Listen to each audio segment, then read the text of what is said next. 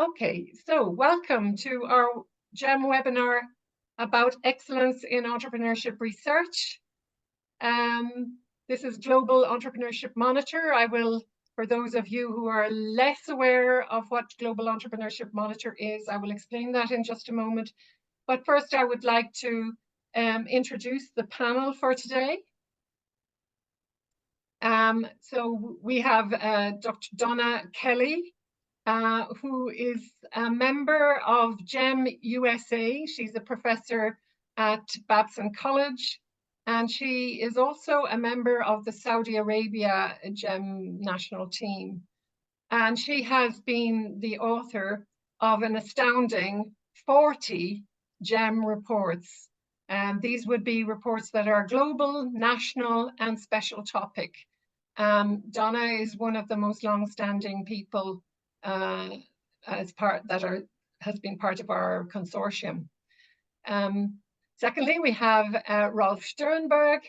He is the leader of GEM Germany, or has been from 2000 to 2024. He is now handing over the baton to our next speaker, Florian Täube, who I will introduce in a moment. And Rolf, again, one of the very long-standing members of the GEM consortium. He has been the author of some 25 GEM reports. And then to get a perspective from a relatively new member of the consortium and member of the GEM Germany team, we have Florian Täube, who is a co-leader. In fact, he shares that place with another member of the team. And he will give some perspectives on, how do you actually come into an initiative as complex as GEM and find your way around it and start really doing some excellent work in entrepreneurship research. Okay, I'm just going to share my own screen here now, which just to very briefly introduce GEM. As you can see here, we've described it as the world's foremost, largest scope and most credible study of entrepreneurship. As you can see, we have a certain amount of pride in this initiative. One of the reasons that we feel that GEM is so convincing, so credible, is that it is the only global research source that collects data from the entrepreneurs themselves, directly from individual entrepreneurs. And we carry out survey-based research on entrepreneurship, but also on entrepreneurship ecosystems around the world. We have a current membership of over 60 GEM national teams, and they form a networked consortium associated with top-level academic and research institutions. Our data makes us a steward of very unique survey tools and data that benefits several stakeholder groups. One of which is a very important one is the policymaker. Just the scope of GEM, I don't intend to read down through all of these figures here, but just visually you get an idea of the extent of GEM research. This year we actually celebrate our 25th anniversary. Up there on the left, you'll see the last report that we issued, the GEM 2023-24 report. And with all of that data, we have been collecting it over time, over 120 economies, absolutely thousands, in fact, 3.85 million adult population interviews up to end of 2023. We collaborate with hundreds of institutions, hundreds of specialists, and we have funding support from also hundreds of sponsors that are keen to promote entrepreneurship around the world. And GEM has been a central focus of more than 1,000 publications in peer-reviewed journals. Our data is collected from 2 annual surveys. One is the Adult Population Survey. We call it the APS. So if the panel refers to the APS, you'll know what that is. It's the Adult Population Survey. And the same The NES is the National Expert Survey. So essentially, the APS explores the role of the individual in the entrepreneurship life cycle, the intentions, motivations, activities, for example. And the NES looks at the framework conditions, the essential contextual factors that we know through research have a significant impact on entrepreneurship. The outcome of our research on an annual basis are the first and foremost, the global report. You can always get access to it. The link is there on the slide, but it's very accessible on our website. It is what I call the global state of the art of entrepreneurship, and we've been producing that since the very beginning of GEM. And then once we issue the global report, all of our countries, as I told you, we have up to 60 countries participating in GEM, can produce a national report. So during the year, you have a plethora of reports that are very specific to individual countries coming out. And then we also carry out reports or produce reports on special topics. There are a few there on family entrepreneurship, the COVID-19 impacts, the European Regional Report, but we have actually given a lot of priority in the last few years to women's entrepreneurship. And this year we will be producing for the first time a report in 2024 on sustainability and entrepreneurship. So that's what I wanted to share, so that everyone has more or less the same information about GEM, even if you're not with GEM. And so I'm going to ask an initial question from our panel. So we have been around for 25 years. And if you look across the spectrum of universities, it's highly unusual for a research project to enjoy such longevity. So from a handful of countries in the beginning, as you've learned, GEM is now a consortium of over 60 teams, many of which have been in the consortium for the entire time. What do you think accounts, Donna, for that success over 25 years? Well, there are a lot of things, Aileen, and you mentioned that we focus on individuals, and entrepreneurship is really about people. And many databases and registries have looked at the firm level. But when we think about the people, the entrepreneurs, they might be working with others, might be working with partners, with teams, they may be starting multiple businesses. They may have impact over their careers in their involvement in entrepreneurship. So it really highlights the importance of people. It also aligns with how we teach entrepreneurship. For those of us in the audience that are instructors, we're really building entrepreneurs when we're teaching at the higher education level, giving the tools and the capabilities that they can enact throughout their career when opportunity strikes.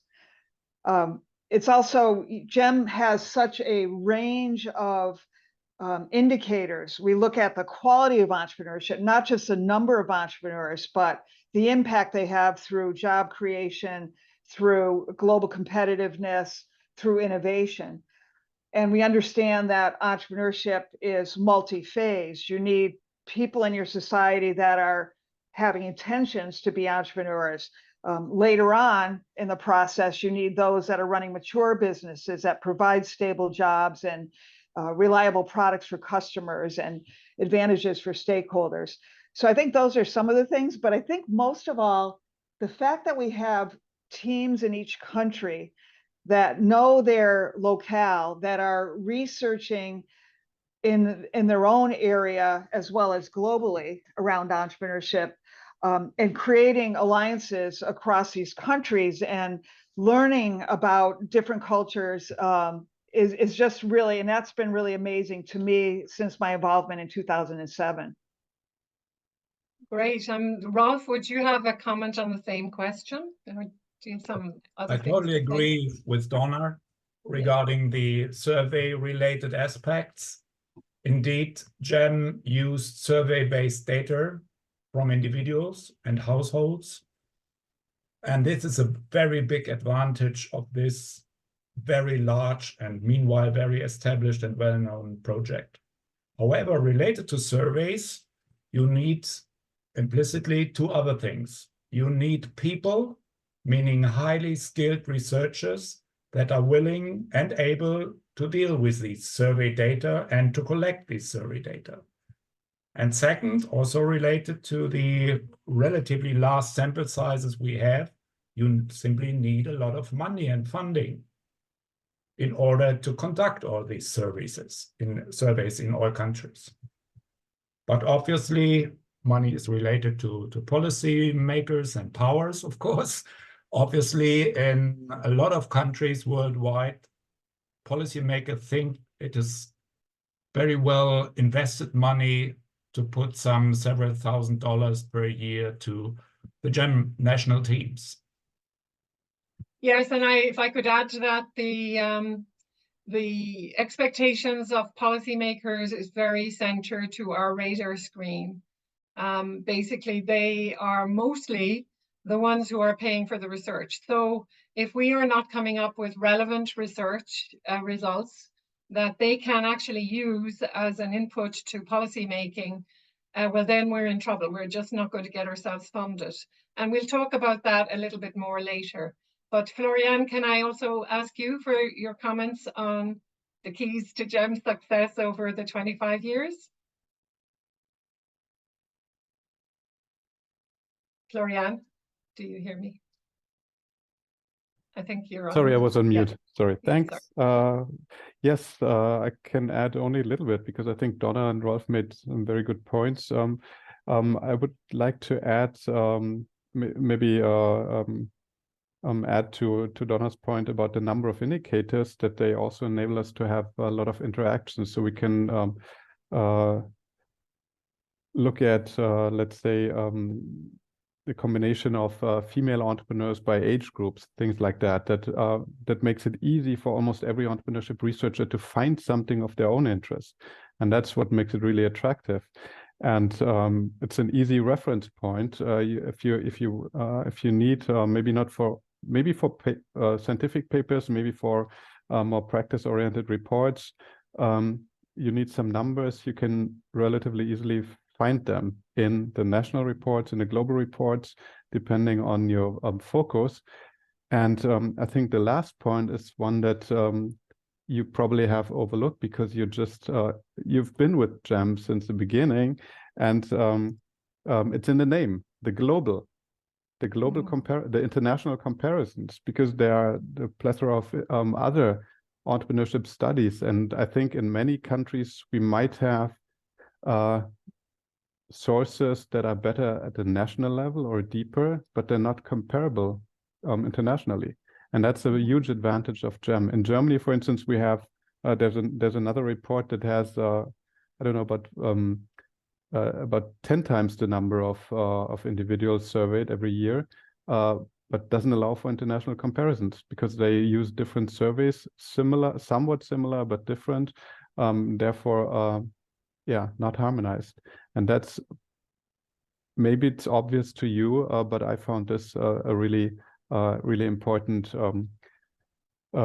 unique feature of GEM. Yeah, absolutely. I might add that we have a number of partnerships, obviously, with international organizations such as OECD, the World Intellectual Property Organization, the European Commission, and they have actually been using our indicators. They can use them in different ways. They use the indicators to leverage insights from GEM data, to incorporate or integrate GEM indicators to their own data sets, which is something that happens in the case of the Global Innovation Index.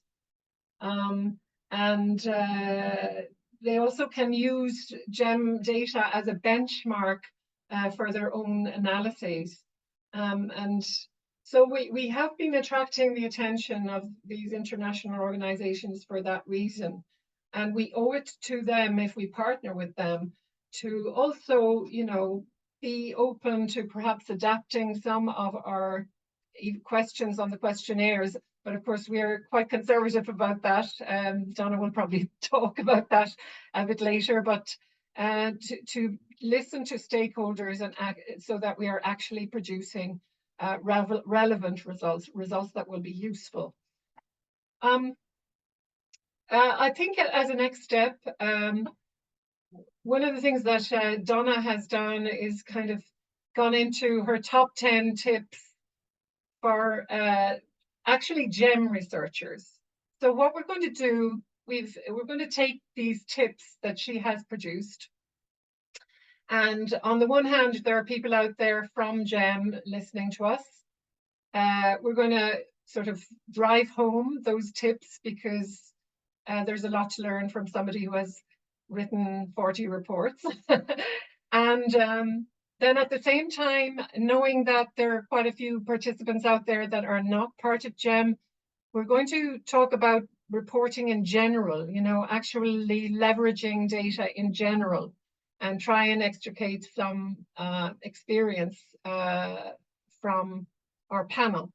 So let's start then with tip number 1, which is follow examples. You can expand on that in 2 moments, Donna. And let's look at tip number 2, which is be selective in what you highlight. Okay, let's go back to tip number 1. And over to you, Donna. And then after, when you've commented on these 2, I will actually collect any comments, if any, from Rolf, who can give us, so Donna, you will give us probably, yeah, both a global and national perspective, and then Rolf and Florian, GEM Germany perspective also. So over to you, Donna. Yeah, I think this can be applied broadly. I mean, I mentioned that when I first wrote the Korean National Report, I didn't know, you know, Rolf mentioned earlier how complex GEM is, and you know, to get your arms around it and to be able to write about it is quite a task. So I just follow the global report in terms of just, you know, following a really good example. But I've also applied that in my academic research and following you know, finding an article that has a lot of similarity to what you're doing and in a journal that you want to publish in. And that can also be really helpful. We don't really need to reinvent the wheel on all aspects, even though we're breaking ground with GEM. So we can learn from the best practices of others, you know, that have been honed over time. Yes. So Rolf or Florian, let's start with Rolf. I mean, do you have anything to add to that particular tip? Of course, this is important to work with examples for various reasons, no doubt about this. As researchers, we nevertheless have a certain kind of responsibility to select these examples. Examples have the advantage that they are usually easy to understand for non-experts or for people from abroad, from another country. When you're talking about Germany, it's not that easy to explain the situation in the country you know very well to people from other countries. And examples might help there. However, as we all know, examples are not based on a survey, but are, or in other words, are a very small sample, an extremely small, only 1 or 2. And therefore, we as researchers have a big responsibility to choose the correct examples. Yeah. Right. On the other hand, we have, in particular within GEM, a wide variety to select these examples because we know the empirics quite well, at least in our country. Yes, I mean, if I might add that from a global perspective, and I work with the GEM Global team, what we try and do is collect some of the best practices across all of these countries and incorporate those ideas to what we do. I mean, there is such a thing as you know, in innovation called knowledge brokering, which is to really bring a crowd together and take the best ideas. And so we practice that on a regular basis at GEM Global. Donna, would you like to talk about in more depth about tip 2, which was follow examples? It's kind of similar, or is there something to add? Sorry, which is tip 2, which is be selective in what you highlight. I beg your pardon. Oh, you're on mute, Donna. Oh, okay, thank you. Florian mentioned that GEM just has a range of indicators, right? And you might feel compelled to sort of do everything. And even in your academic research, right? You know, you see sometimes papers with, 10 hypotheses, and just really focusing on what is interesting, what's coming out of the data. Like, for example, in the US, we found a boom in entrepreneurship among the 18 to 24-year-olds, which is really astounding given that most of the time it's those middle age ranges. So we're seeing something going on in the United States. The other thing is connecting to current issues. And right now in the United States, we're in an election year. There's a lot of talk about the income divide. And my authors, Jeff Shea and Madi Majbori, we're working on a paper about the differences in entrepreneurship participation in the low-income population versus a high-income population. And we think that is really a current issue that will be of interest, and especially for practitioner journals like HBR. Right. Okay, and Florian, actually, when you came into GEM, I think you had top of your agenda was policy relevance. And I guess you must have some comments on this tip of Donna's, which is be selective in what you highlight. What about your view?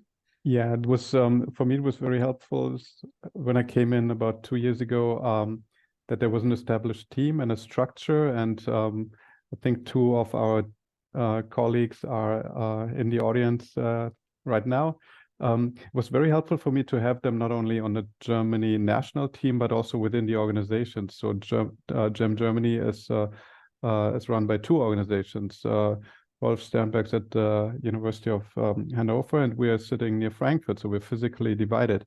It's not a problem anymore these days, but I cannot just go knock on his door. As a geographer, people know what that means. So it was helpful to have this established structures, and I could follow examples of reports, not only from other countries, but also the previous years. So I could see we had templates, we have an established process, and it was extremely useful. So it was much easier for me to come on board than it might be for somebody starting a new team, because then there's nothing such as this what I benefited from.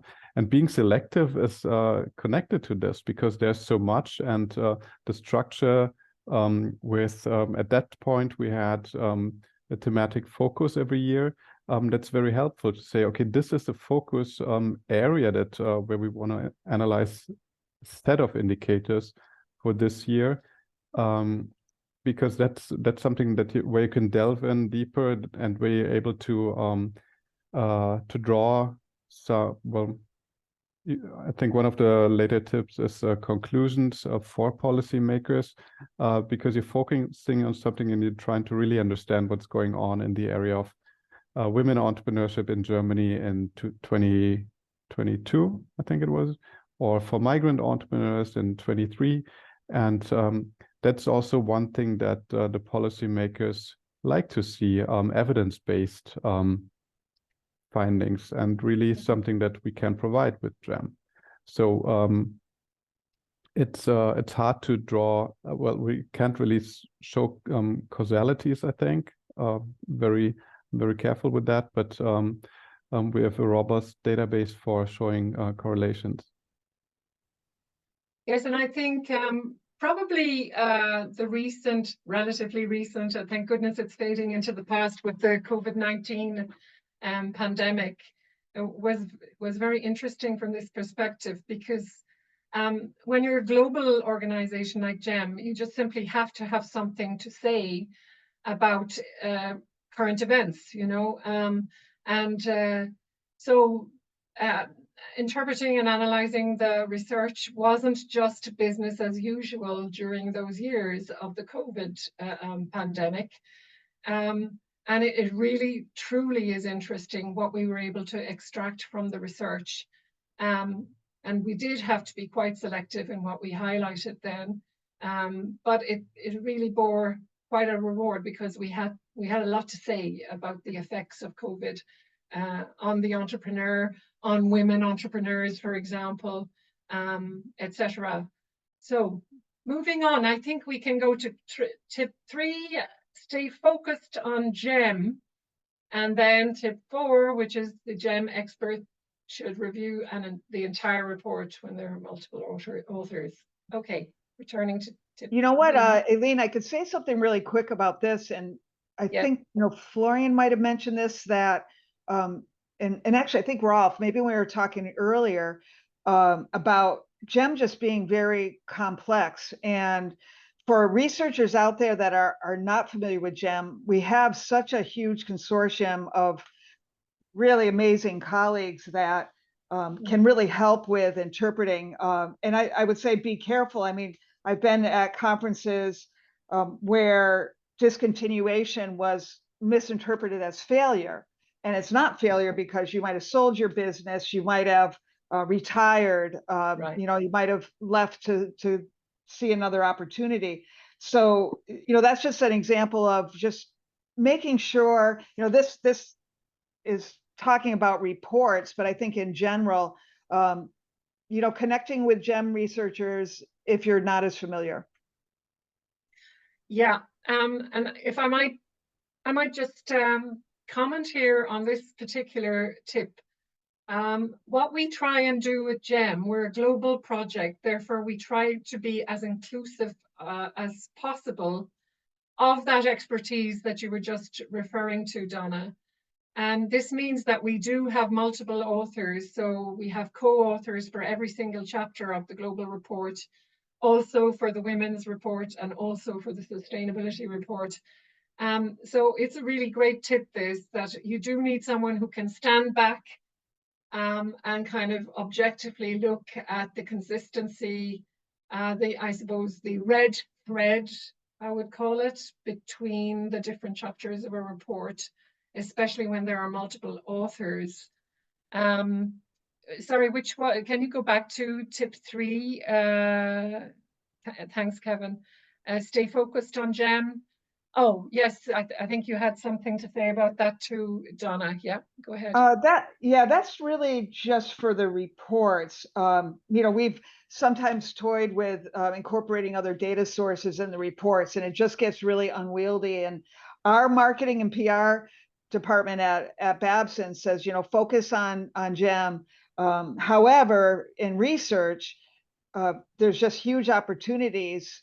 And, you know, as Florian mentioned, GEM is global, but, you know, are there other data sources? We know there are other data sources that can talk about maybe some factors that are associated with some of our entrepreneurship variables. So I think it, you know, for the reports, I always say stay focused on GEM because it gets unwieldy.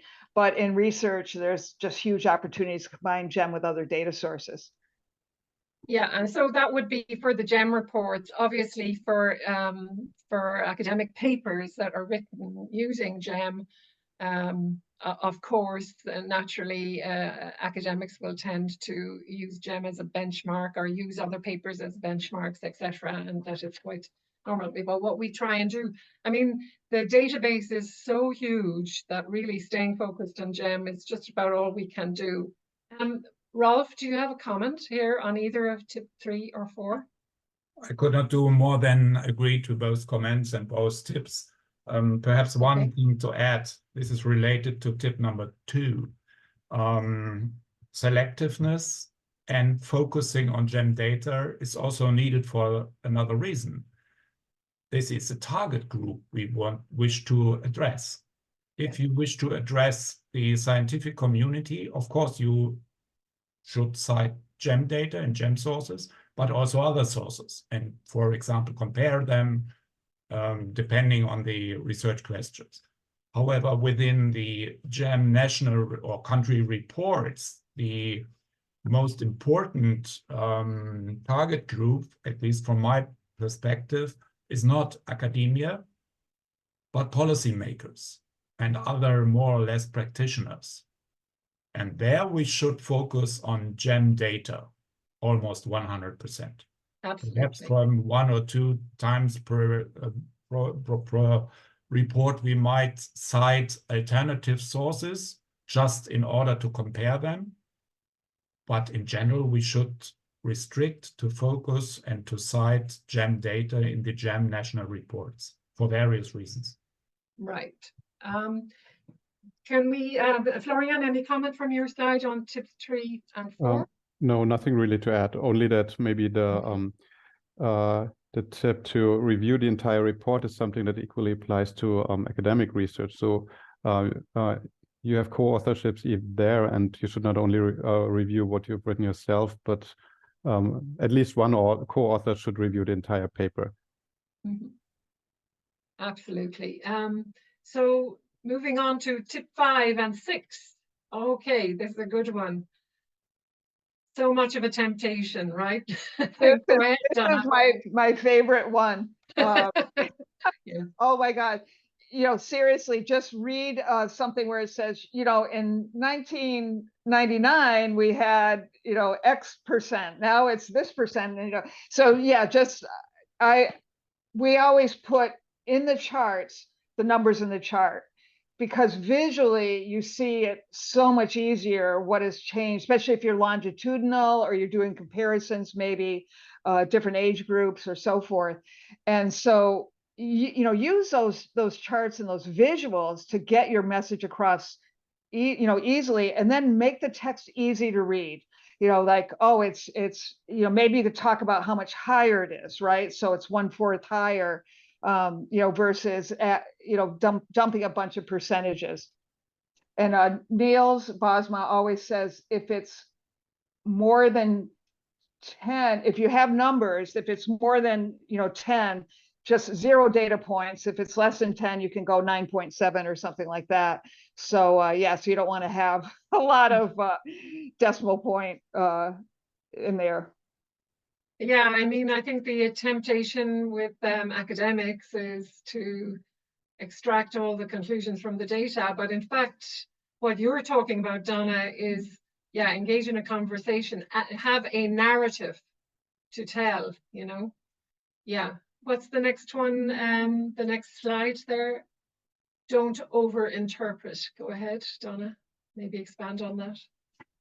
You know, we really can think about the whole research process, right? From designing the survey all the way through to maybe acting on the findings. And thinking about what our role is in this partnership we really have with maybe advisors. We have, you know, experts that are weighing in on some of our practices. We have the GEM global team, you know, the excellent technical team, and you, Aileen. We have our survey vendors, right? So, but we also, on the other end, on the downstream end, we have researchers that we want to take and have them delve further into the data and extract some really interesting findings. Policymakers, educators, even the media that's going to publicize it, and practitioners. So we always have to be careful not to overinterpret and sort of drive to conclusions. I mean, sometimes, you know, you could say, oh, we need to reduce taxes or something, you know, really kind of basic. But we need to think of our partnership with those that understand the complexity on that downstream, you know, and really work with them. Okay. I think that's why it's important, Aileen, like you say, these organizations that we work with, you know, presenting with the UN and the World Bank, and, you know, presenting, I presented to the US Census, and it's important to understand their perspective and just what they know, and you know, what we can learn from them. Exactly.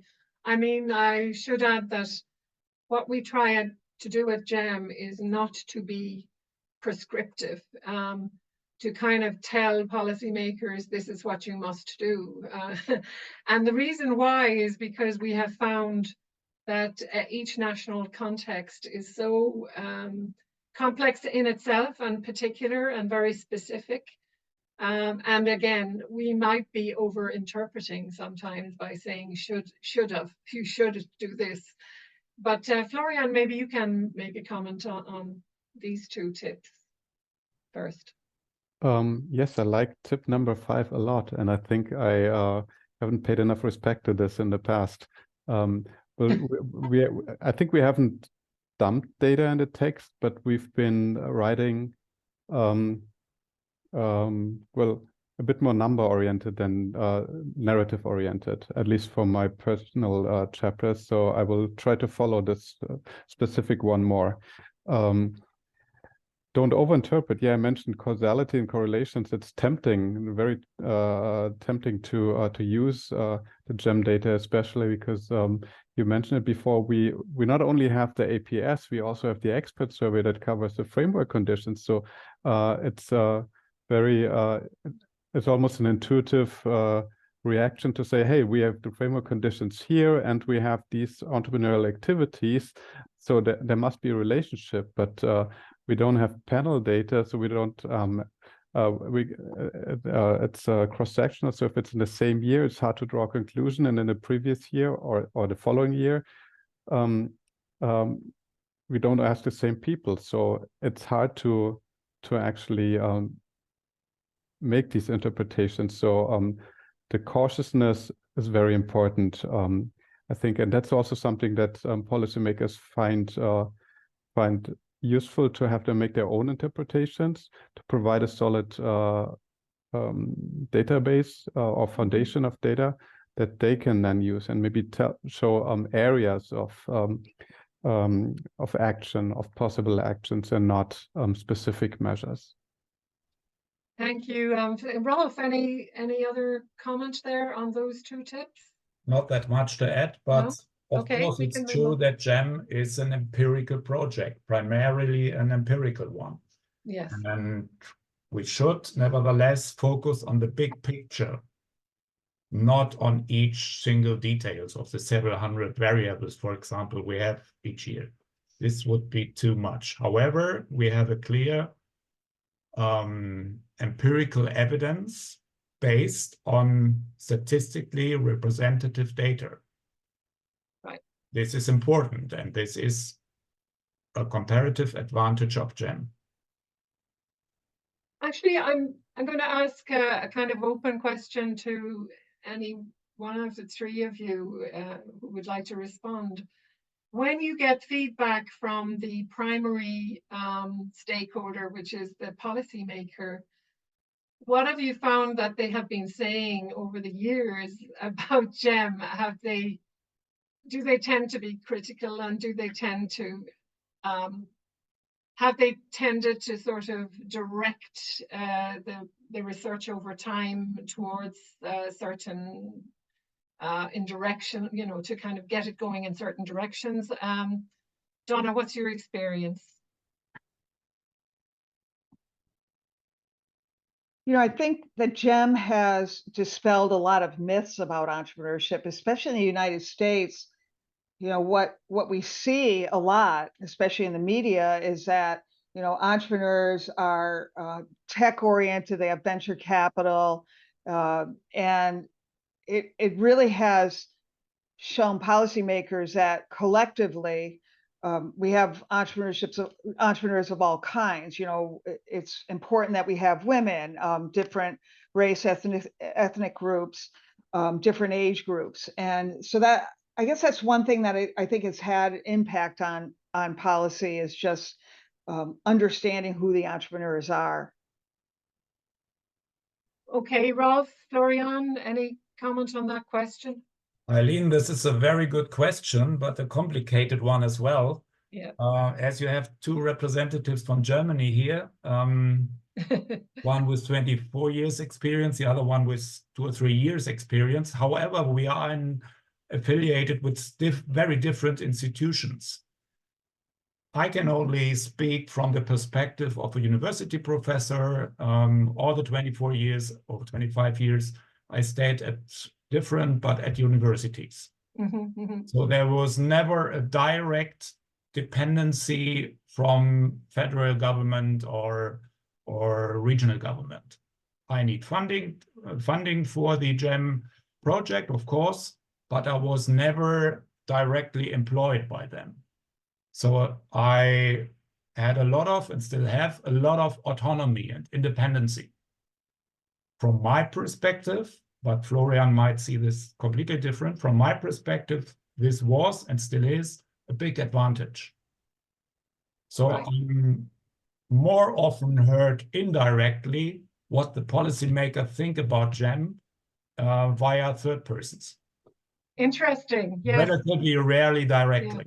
Yeah. Okay. And I'm rather sure that for Florian, the situation is very different. Yes. You may explain this, please. I or we, more specifically, Natalia, Matthias, who are listening, could tell a bit more because they have more experience working with our funding organization, because we're not funded for the GEM project, but we have a broader funding, federal funding. So there's a closer relationship with the ministry. This can be seen as an advantage, and I tend to I try to do this, but it's not always and not only an advantage. I try to see it as an advantage that we have a direct access to question: what are the relevant topics? How can we frame it? How can we make our research relevant? So I think this is the important part, but the downside is that depending on who is in charge at the ministry, there might be more or less intervention or attempts to intervene, and they can range from trying to add new questions, which is possible. So the optional questions, and there were some questions in the Q&A here about social entrepreneurship a couple of years ago. There was an interest on the part of the ministry to know more about who are the entrepreneurs and who are social entrepreneurs. We added a couple of questions. In the end, they weren't really analyzed or used in the analysis, but the interest has come back, and now they asked again, and we drew out the questions from, I think, 3 years ago, say, okay, we don't have anything current, but we can provide you with this from a little while ago. So the criticism that Rolf is getting is sometimes through us. We are the messenger of the critical policy voice sometimes, but I try to see this more as the positive, constructive criticism. Okay. Yeah. Thanks for that, Florian. Yes. Now we have relatively little time left. What I would like to do is ask you, Donna, to go very quickly through the last 4 tips.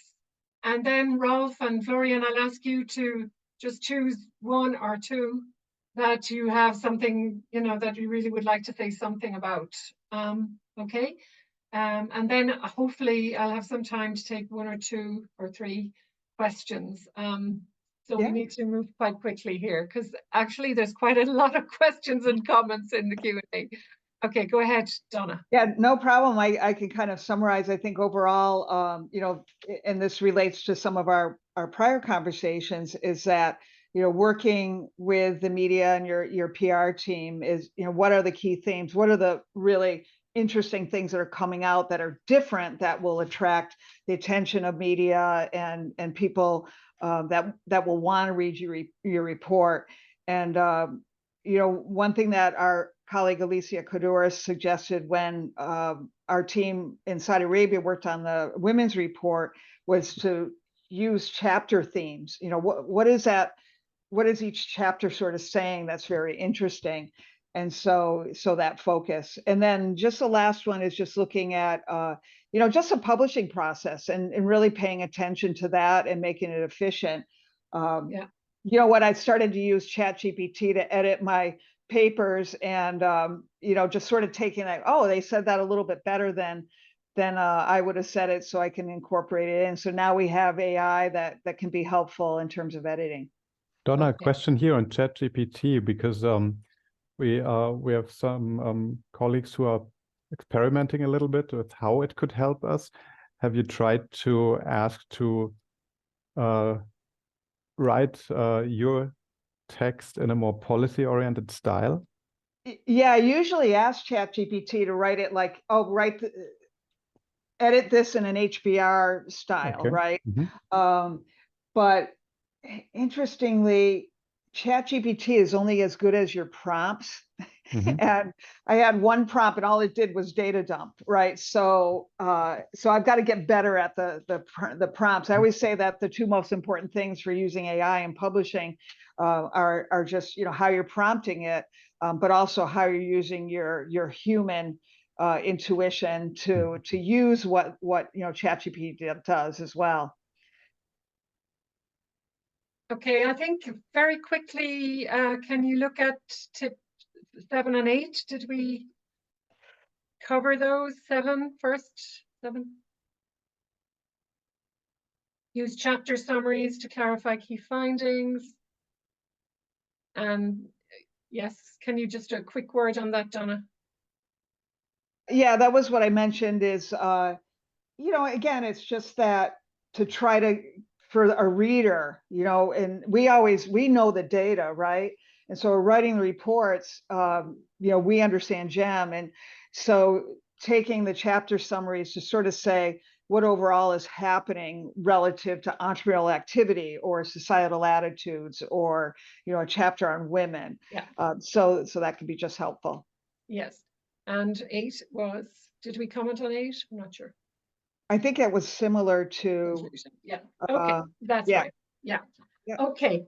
Any comment, Rolf, on any of those that came up? No, very shortly, only section summaries are helpful, no doubt about this, depending a bit on the length of the complete study. It matters whether the complete study has 20 pages or 100 pages. In the latter case, chapter summaries are more helpful than in the first case. Conclusions are important, of course. Policy conclusions should probably be included there. Different target group, different kind of writing is required. And regarding the publication and especially the marketing process, this is very relevant, very important. And as we all know, not all of the good researchers know how to marketing their own results, including myself. So therefore, we need help for this. And my experience after 24 or 25 years is that it is very helpful if you establish very trustful, stable contacts to a small number of journalists whom you can trust. That's a good extra tip. Yes. And whom the journalist should be able to trust you as well. This is very helpful on the mid and long run. Thanks. Thank you, Florian. Yes, maybe to build on Rolf's last tip to the relationship with journalists. Natalia and I last year so she has this Google alert for GEM, and she knows whenever there's a new news article coming out, and so we have some idea of who the people are who write about GEM or some related topics. And last year we started to there was some let's say critical phase with regard to the funding, renewal of the funding, and we wanted to show the relevance in the media of GEM Germany, and she and I contacted journalists directly who had written about GEM to ask if they would be interested about in the latest data to write again. And we've done this again this year, and I think we got some good coverage because we have some press releases and some very good publications, journals, magazines write about it on their own. And then we contacted them, some of them, and they made another additional article based on data that we together identified with a journalist. So it's really a very it's a somewhat time-consuming process, but depending on the reputation of the outlet, it's really worth it, I think.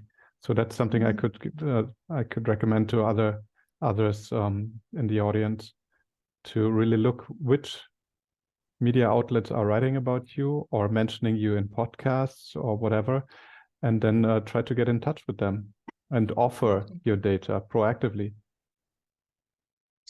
Okay, well, thank you very much, Florian, for that. I'm just going to very quickly turn to some questions. We have not got much time.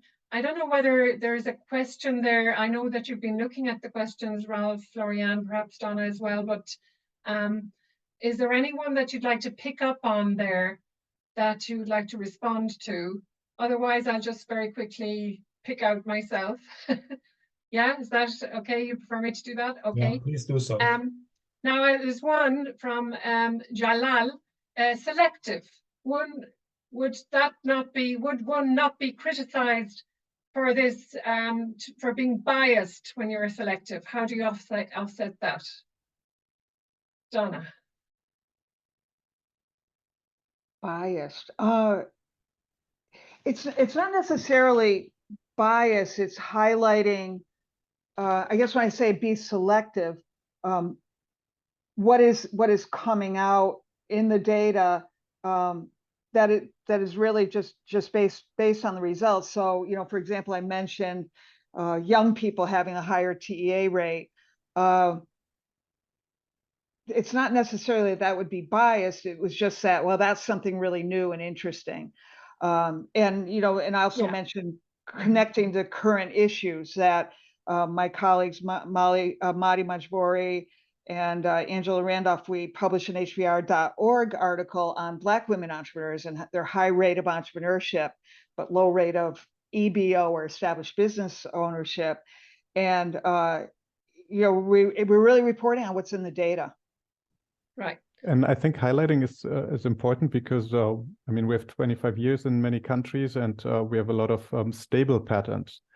A gender gap is there in most countries most of the years, and it might be narrowing, but it's been there. So it's only a matter of degree how it changes. But sometimes you have these sudden jumps in the data and or shifts in the age group representation, and that's something that's worth highlighting without I think being biased. It's just showing what is interesting this year.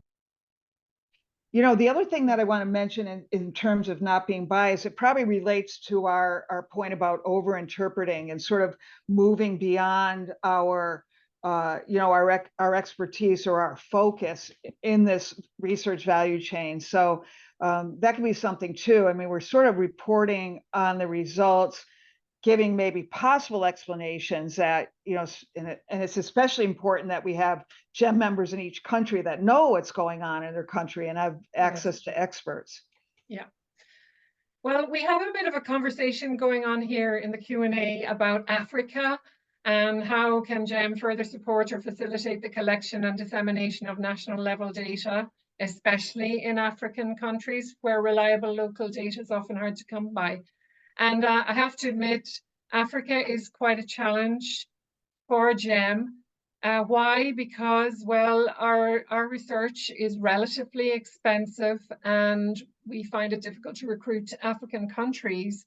So, you know, in terms of being global, we really are very much seeking African teams at the moment.